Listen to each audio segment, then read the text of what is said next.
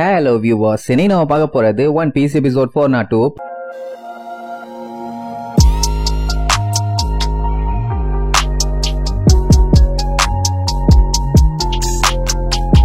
Open பண்ணா அந்த Bartholomew Kumar இருக்கானே, அவன் நம்மால கண்ட மேனிக்கு லேசரை வச்சு அட்டாக் பண்ணுவான். போன டைம் அட்டாக் பண்ண மாதிரிலாம் அந்த பாஸ் யூஸ் பண்ணல. அவன் அட்டாக் பண்ண லூஃபி என்ன பண்ணுவான், அந்த அட்டாக் எல்லாத்துலயுமே ஜம்ப் பண்ணி எஸ்கேப் ஆயிட்டே இருப்பான். இத்தனைக்கும் நம்மால கியர் 2ல இருக்கான். அப்பவுமே நம்மளுக்கு அவன் அட்டாக்ல இருந்து எஸ்கேப் ஆறதுக்கு பயங்கரமா மூச்சு வாங்குது. இத பாத்துட்டு இருந்த இவங்க 3 பேர்த்தாலையும் நம்பவே முடியல. ஏன்னா ஒரு டைம் வாயில இருந்து லேசரை வச்சு அட்டாக் பண்றான், இன்னொரு டைம் கையில இருந்து அட்டாக் பண்றான். அந்த பவர் மட்டும் அடிச்சா என்ன ஆகும்னு சொல்லிட்டு இருக்கும் போதே கரெக்டா லூஃபியை எய்ம் வச்சு அட்டாக் பண்ணுவான். அவன் ஜம்ப் பண்ணிடுவான். அதுக்கு பின்னாடி இருந்த இவனுங்க ஐயோ நம்ம மாட்டிட்டமே சொல்லி விழுந்தடிச்சு ஓடுவானுங்க. பட் இருந்தாலுமே கண்ட மேனிக்கு பிளாஸ்ட், பட் ஜஸ்ட் மிஸ்ல எஸ்கேப். அவன் அட்டாக் பண்ணல ஏகப்பட்ட கல்லு திருச்சடிச்சு வந்து விழுமா. இவனு அங்க அங்கன்னு வளைஞ்சு ஓடி ஒரு வழியா சேஃப்டியா ஒரு இடத்துக்குள்ள போய் ஒளிஞ்சுக்குவானுங்க. இப்ப அவன் அட்டாக் பண்றது வந்து சாதாரண பீம் இல்ல, பீம் ஆஃப் லைட். சொல்ல போனா இது ஒரு பயங்கரமான வெப்பன். பின்ன லைட் வெளிச்சத்துல அட்டாக் பண்ணா எவ்வளவு வேகமா இருக்கும், அதோட பவரும் கொஞ்சம் பயங்கரமா தான் இருக்கும். சரி என்ன பண்ணலான்னு கேட்டா உசோப் அப்படியே செத்த மாதிரி நடிக்கலாமா. அதான் இவங்க ஓடி வந்ததை பார்த்துட்டானே, இவங்க செத்த மாதிரி நடிச்சா மட்டும் என்ன விடவா செய்வான். அங்க பார்த்தா அந்த குமா இன்னும் கேப் விடாம அட்டாக் பண்ணிட்டே தான் இருக்கான். ஆனா லூஃபி ஜோரோ சஞ்சி விடுவாங்களா.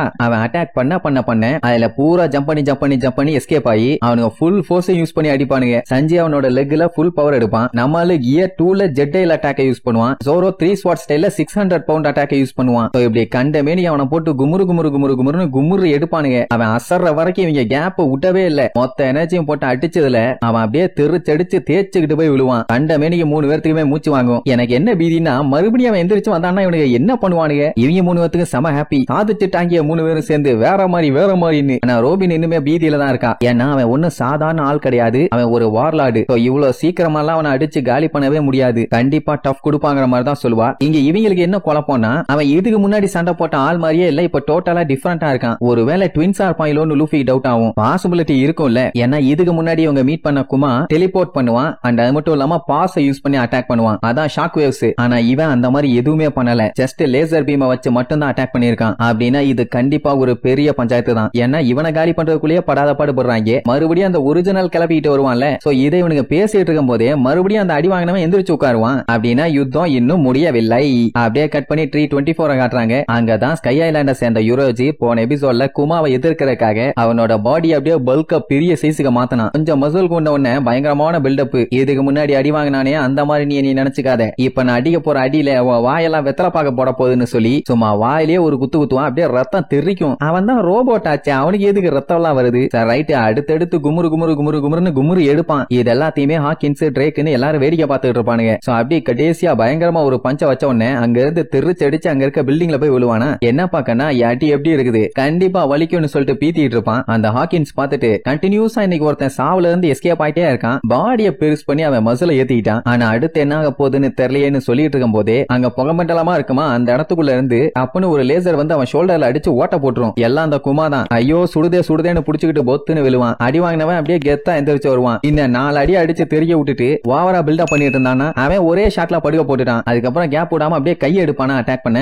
அதை பார்த்துட்டு இந்த ட்ரேக்குக்கெல்லாம் அள்ளு விட்டுரும். ஏன்னா இந்த அட்டாக் கிசருவோட லேசர். அப்புறம் தான் அவனுக்கே புரியுது அந்த வேகா பங்குங்கிற டாக்டர் கிசருவோட அட்டாக் பண்ற எபிலிட்டிய இவனுக்குள்ள ரீகிரியேட் பண்ணி வச்சிருக்கான்னு. அண்ட் அது மட்டும் இல்லாம இவனுங்கெல்லாம் இந்த மாதிரி ஒரு ஸ்டேஜை ரீச் பண்ணிட்டானுங்கன்னு இவன் கொஞ்சம் கூட எதிர்பார்க்கவே இல்ல. சுத்தி வேடிக்கை பார்த்துட்டு இருக்கவனுக்கு தெரிஞ்சு போச்சு இது ஒண்ணு நார்மலான சிச்சுவேஷனே கிடையாதுன்னு. ஏன்னா இப்ப இருக்கிற நிலைமைக்கு எவன் உயிர் போகும் எவன் தப்பிப்பானே சொல்ல முடியாது. ஒண்ணு மட்டும் கன்ஃபார்மா முடிவு பண்ணிட்டானுங்க. 100 மில்லியனா இருந்தாலும் சரி, 200 மில்லியனா இருந்தாலும் சரி, இந்த வார்லார்டு கிட்டயும் நேவி அட்மிரல் கிட்டயும் எவனும் தப்பிக்க முடியாதுன்னு. அப்ப அந்த கிசரு கூப்பிட்டு, என்னப்பா அட்மிரல் ரேக்கு, முன்னாள் அட்மிரல் பின்னால் ரேக்கு, நீ என்ன இங்க சண்டை எல்லாத்தையும் சர்வேலன்ஸ் பண்றதுக்காண்டி வந்தியா? போடா போய் சண்டை போடு. எனக்கு தெரியும் நீ இந்த சண்டையை பார்த்துட்டு விரக்தி ஆயிட்டேன்னு. ஆனா உங்களை மாதிரி பொடுசுங்களுக்கெல்லாம் இந்த மாதிரி சண்டை எல்லாம் செட்டே ஆகாது. நானும் இங்க இருக்கேன் மறந்துடாதீங்கன்னு வேற சொல்லுவான். உடனே 3 பேத்துக்குமே பயங்கரமா ஷாக் ஆகும். ஆமா அந்த டப்பா மட்டனே சமாளிக்க முடியல, இவன் வேற சண்டைக்கு இறங்கினா என்ன ஆகும். ரைட்டுன்னு ட்ரேக்கு சண்டைக்கு இறங்குவான். அதுவும் குமா அவனத்தான் அடுத்து அட்டாக் பண்ண வருவான். அந்த அவன் குத்த வரும்போது அவன் கைய கேஷுவலா தடுப்பான். ஆனா ட்ரேக்கோட கைய அவன் கை மாதிரி இருக்காது,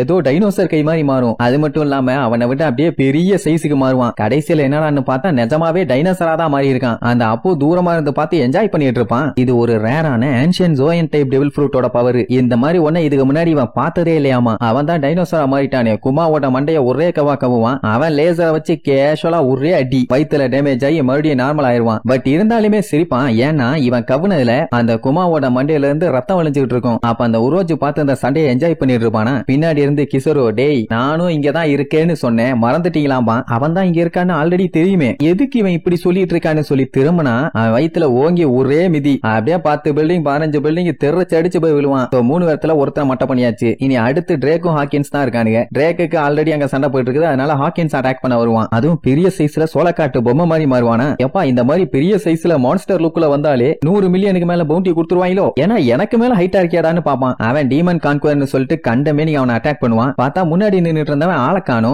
எங்க போனவன்னு தேடிட்டு இருக்கும் போதே சரக்குன்னு முன்னாடி வந்து 2 விரல அவன் கண்ணுக்கு முன்னாடி நீட்டி பயங்கரமா வெளிச்சம் வர மாதிரி பண்ணுவானா. கண்ணு வேற லெவல்ல கூசும். அவனால அவன் எங்க இருக்கான்னு கூட ஒழுங்கா பார்க்க முடியல. உடனே அந்த கேப்பை யூஸ் பண்ணி சட்டக்குன்னு அவனோட லேசர் பவர் யூஸ் பண்ணி பட்டால் அவன் பாடியில ஓட்ட போட்டுக்கிட்டே இருப்பான். என்ன இருந்தாலும் இவனுக்குன்னு பிசிக்கல் ஃபார்ம் இல்லாமையா இருக்கும். இப்படி அவன் பண்ண அட்டாக் எல்லாத்தையுமே அவன் பாடி வாங்கிட்டு உள்ளுக்குள்ள இருந்து சின்ன சின்ன பொம்மையா வெளியில தள்ளும். அப்படின்னா என்ன அர்த்தம், இந்த அட்டாக் எல்லாத்தையுமே அவன் வேற ஒருத்தன் பாடிக்கு டிரான்ஸ்பர் பண்ணிட்டான். அவனுக்கு எங்க செத்துருப்பானுங்களோ தெரியல. ஆனா இவனுக்குன்னு லிமிட் இருக்கு போல. சுத்தி இருக்க அவனுக்கு ஆளு எல்லாம் பார்த்துட்டு பதறுவானுங்க. ஐயோ நம்ம பாஸ் அவரோட டேமேஜ் லிமிட்டை தாண்டி போயிட்டு இருக்காரு, இப்படியே போனா அவர் செத்துருவாரேன்னு. அங்க கிசரு, நீ எல்லாத்தையும் நல்லா பண்ண, இது வரைக்கும் வந்ததே சூப்பர், இதோட சாவுடாங்கிற மாதிரி சொல்லிட்டு காலை ஓங்கி மிதிக்க போவான். அந்த டைம் பின்னாடி இருந்து டம்முன்னு ஒரு சவுண்ட். அது வேற யாரும் இல்ல, அந்த அப்பு தான். மேல இருந்துகிட்டு மியூசிக் போட ஆரம்பிச்சிருவான். ஏன் அப்படி பண்றான்னு தெரியல. ஆனா ருசிச்சு அல்ல பியானோவா மாத்திடுவான். கைய ட்ரம்பட்டெல்லாம் மாத்தி ஊதிட்டு இருப்பான். வேடிக்கை பார்க்க வந்த நாய் எதுக்கு இந்த வேண்டாத வேலை பார்த்துக்கிட்டு இருக்கான்னு தெரியலையே. யாரா இவன் சண்டைய நடுவுல சங்கூதிட்டு இருக்கான்னு சொல்லி கேஷோலா கேக்குறதோட கிசருக்கு ஒரே அளவும் புரியல. அவனே சீரியஸா ஒருத்தனை போட்டு தள்ளுறதுக்காக மிதிக்கிறதுக்கு ரெடியா நின்னுட்டு இருந்தான். அந்த டைம்னு பார்த்துட்டு இப்படி மியூசிக் வாசிக்கிட்டு இருந்தான்னா ஒருவேளை பேக்ரவுண்ட் மியூசிக் வாசிக்கிறானோன்னு ஒரு சின்ன டவுட் வரும். ஆனா அவன் வாசிக்கிறதா பார்த்தா பேக்ரவுண்ட் மியூசிக் மாதிரி எல்லாம் இல்ல. மனசுக்குள்ள ஹிப்ஹாபாதி அனிருத்து ஏன் எமினம் எல்லாம் சேர்த்தி குளச்சடிச்சதா நினப்பு. ராப் சாங்க பாடிட்டு யோ யோ மா யோ கோயோன்னு இருப்பான். அந்த சத்தத்தோட வேவ்ஸ் வந்து அப்படியே பரவும். அவனை பார்த்துட்டு ட்ரேக், இவன் சீரோராச்சே, இவங்க என்ன பண்ணிட்டு இருக்கான்னு யோசிப்பான். அப்ப அந்த அப்போ என்ன பண்ணுவான், கிசரோவை பார்த்துட்டு அவன் தலையில ஒரு அடி அடிப்பானா. உடனே கிசரோவோட கை மட்டும் அப்படியே தனியா கல்ல அப்படியே பறக்கும். அவன் கேஷுவலா பார்த்துட்டு என்ன நடக்குதுன்னு முழிப்பான். அப்ப இவன் மியூசிக்கை இன்னும் கொஞ்சம் அதிகமாக்கி கண்ணா பின்னான்னு என்னென்னமோ பண்ணுவானா. அந்த மியூசிக்ல அப்படியே நெருப்பா பரவி வரும். அது வந்து கிசரோவோட பாடியில பட்டு பாடி அப்படியே சில்லா செதறி போய் விழும். அதாவது மியூசிக் வாசிச்சே அவனோட பாடிய துண்டு துண்டா செதற அடிச்சிட்டான். அப்படி செதறி விழுந்துமே அவன்கிட்ட எந்த ஒரு பீதியுமே இருந்த மாதிரி இல்ல. பட் அவன் எந்த ஒரு அசைவும் இல்லாம அப்படியே கடந்த உடனே இவனுக்கு ஓவர் பில்டப் ஆயிருச்சு. எப்படி நேவி அட்மிரலையே சாச்சிட்டல்ல, நான் எல்லாம் எவ்வளவு பெரிய ஆளு, என்கிட்டயே வா. ஆனா இதுக்கப்புறம் இங்க இருந்தனா 7 நாட்டு சனி என் மேல ஏறி விளையாண்டு போயிரும். அதனால கத்திக்கிட்டே ஓடிட வேண்டியதான்னு குடுன்னு அங்க இருந்து ஜம்ப் பண்ணி ஓட ஆரம்பிச்சிருவான். அப்ப கிசரோட பாடியில இருந்து அப்படியே புகையா வந்துகிட்டு இருக்கும். ஆனா அவன் என்ன பண்ணிருக்கான் இவன். சரி ரைட், அடுத்த வேலையை பாப்போம்பா. அவனோட கால் ஃபர்ஸ்ட் தனியா எந்திரிச்சு நிக்கும். அப்புறம் அவன் பாடி அப்படியே லைட்டா மாறி அந்த லைட் கொஞ்சம் கொஞ்சமா பிரிஞ்சு அந்த மிச்சம் இருக்க பாடியில போய் ஜாயின் ஆகும். சோ பழையபடி நார்மல் ஆயிருவான். தண்ணி, காத்து, நெருப்பு, ஒலி, புகை இதையெல்லாம் என்னதான் விட்டுனாலும் ஒண்ணு வேலைக்கு ஆகாது இல்ல. அந்த மாதிரி தானே இவனும். ஒலியாச்சே, அவ்வளவு சீக்கிரத்துல இவனை கொல்ல முடியுமா? அவன் அந்த அப்பு பில்டிங் விட்டு பில்டிங் ஜம்ப் பண்ணி ஓரத பார்த்துட்டு எட்டா மிரர்னு சொல்லி அவன் கையில லைட்டை கிரியேட் பண்ணுவான். அந்த வெளிச்சம் அங்க இருக்க ஜன்னல் எல்லாம் ஜம்ப் பண்ணி டப்புன்னு அவனை நோக்கி போகுமா. என்ன இது திடீர்னு வெளிச்சடிக்குது, சூரியன் மறைற டைம் மறந்துருச்சான்னு சொல்லிட்டு திரும்பி பார்ப்பான். அப்படி பார்த்துட்டு இருக்கும்போது சட்டுன்னு கிசோரு முன்னாடி வந்து ஒரு ரொட்டேஷனை போட்டு மண்டையிலே ஒரு அடி. அவன் சும்மா கேஷுவலா மிதிச்சதுக்கே ஒரு பெரிய மரமே சாஞ்சு போச்சு. ரொட்டேஷன் எல்லாம் போட்டு மிதிச்சா என்ன ஆகும்? அப்போட சேர்த்து அங்க இருக்க பில்டிங்கே காலி. ட்ரேக்கு மத்தவங்க எல்லாம் பார்த்துட்டு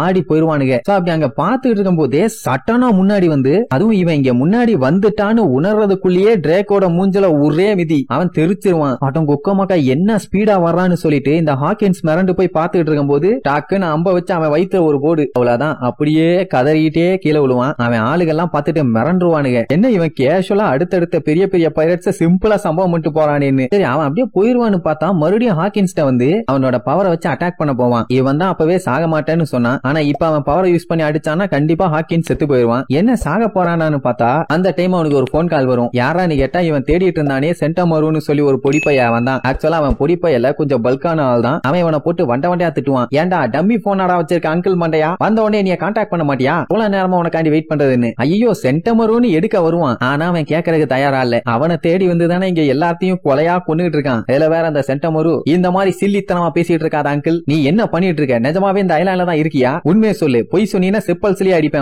எப்பா தம்பி, நான் உன்னை தேடிதான் வந்துகிட்டு இருந்தேன். ஆனா நீ எங்க இருக்கன்னு கண்டுபிடிக்க கண்டுபிடிக்க முடியலமானா சரி இப்ப அதெல்லாம் தேவையில்லாம பேசிட்டு இருக்காதீங்க உங்களை பிளாக் டிரான்ஸ்போர்ட்டர் ஸ்னேல எடுத்துட்டு வராதீங்கன்னு எத்தனை டைம் சொன்னேன் கேட்க மாட்டீங்களா அதை போய் எடுத்து வந்துருக்கீங்களேன்னு திட்டுவான் ஏன்னா அது ஒட்டு கேட்கறதுக்காக வச்சிருக்க டிரான்ஸ்போர்ட்டர் ஸ்னேலாமா அந்த சீக்கிரமா வேலைக்கு வாங்க உங்களால ஏகப்பட்ட பயிற்சிங்க தப்பிச்சு போயிருப்பாங்கிற மாதிரி சொல்லுவான் இங்கே ஒரு 4 பேர்த்த துவன்னு துவச்சு போட்டு வச்சிருக்கான் இதுல எங்க தவணைய தப்பிச்சு போறது ஆனா அந்த சென்டமோர் பைய நல்லா கோர்த்து விட்டுட்டான் யூஸ்டஸ் கேப்டன் கிட்டு ட்ரஃபால்கர்லா இவங்க எல்லாருமே தப்பிச்சு போயிட்டு இருக்காங்க இதுல யார்ட்ட இருந்து ஸ்டார்ட் பண்ணலாம் அப்படின்னு கேட்டுட்டு இருக்க அந்த டைமிங்க நம்மாலையில காட்டுறாங்க அந்த குமா கண்ட மேனிக்கு லேசரை வச்சு நம்மாலையில அட்டாக் பண்ணி உசுரா வாங்குவான் ஏன்னா இவங்க 3 பேரும் சேர்ந்து குமுறுனது வேலைக்கு ஆகல போல பின்ன வார்லாட அவ்வளவு சீக்கிரத்துல சரிச்சிட முடியுமா இல்ல சாச்சிட முடியுமா அவன் ஓட விட்டு அட்டாக் பண்ணுவான் இவங்க தப்பிச்சு ஓடிட்டே இருப்பாங்க லூஃபி தப்பிச்சு தான் ஓடிட்டு இருப்பான் ஆனா ஜோரோவும் சஞ்சியும் தான் மாத்தி அவனை போட்டு அட்டாக் பண்ணுவானுங்க சோ இப்படி பயங்கரமா சண்டை போட்டுட்டு இருக்கும்போது திடீர்னு ஜோரோவால முடியல ஏன்னா இதுக்கு முன்னாடி த்ரில்லர் பார்க்ல போட்ட சண்டையிலேயே அவனுக்கு பயங்கரமா பாடி டேமேஜ் ஆயிருச்சு அதுக்கப்புறம் இவன் ஒழுங்கா அதுக்கான ரெஸ்ட் எடுக்கவே இல்ல இப்ப மறுபடியும் அதே பவர்ஃபுல்லான ஆள் கூட பாடியை பயங்கரமா ஸ்ட்ரெஸ் பண்ணி சண்டை போட்ட உடனே உடம்பு தாங்கல உள்ளுக்குள்ள வலிக்க ஆரம்பிச்சிருச்சு அண்ணனு பார்த்து அந்த குமா வேற வாயில ஃபுல்லா பவர் எடுத்து அட்டாக் பண்ண ரெடி ஆயிட்டான் சஞ்சய் பார்த்துட்டு என்னடா பண்றேன் அவன் அட்டாக் பண்றான் தப்பிச்சிடறான்னு கரெக்டா சொன்ன உடனே ஜோரோ ஜஸ்ட் ஒரு செகண்ட்ல பார்த்து எஸ் ஆவான் பட் ஆனாலுமே தெரிச்சடிச்சு வந்து விழுந்ததுல அவனுக்கு உள்ளுக்குள்ள பயங்கரமா வலிக்க ஆரம்பிச்சிடும் சொல்ல போனா அவனால மூவ் பண்ண கூட முடியல இனிமேட்டு நம்ம பழுக தான் சண்டை போட்டு ஏதாச்சும் பண்ணியே ஆகணும் சஞ்சி சம காலில் அவனால கூடுவான் ஏன்னா லாஸ்ட் டைம் சண்டை போட்டதுலயே அவன் பாடி ரொம்ப வீக் ஆயிருச்சு இன்னும் சரியாகவே இல்ல இப்ப இன்னும் பாடியை ஸ்ட்ரெஸ் பண்ணி அவன் சண்டை போட்டதுல பெயின் மறுபடியும் அதிகமாயிருச்சு இவனுக்கு 2 பேரும் தான் இனிமேட்டு சண்டை போட்டு அவனை எப்படியாச்சும் தடுத்தாகணும் லாஸ்ட் டைம் பார்த்த குமா இவன் இல்லன்னா அப்ப இவன் யாரு இவனும் வார்லாடு மாதிரியே இருக்கானே யார் இவன் இங்க என்ன பண்ணிட்டு இருக்கான்னு சொல்லி ஒரே குழப்பம் அப்போ ஜோரோவை காட்டுறாங்க பாய அப்படியே முடியாம பயங்கரமா முக்குன்னு முக்குறதோட இந்த எபிசோடுக்கு எண்டு கார்டு போட்டு முடிக்கிறாங்க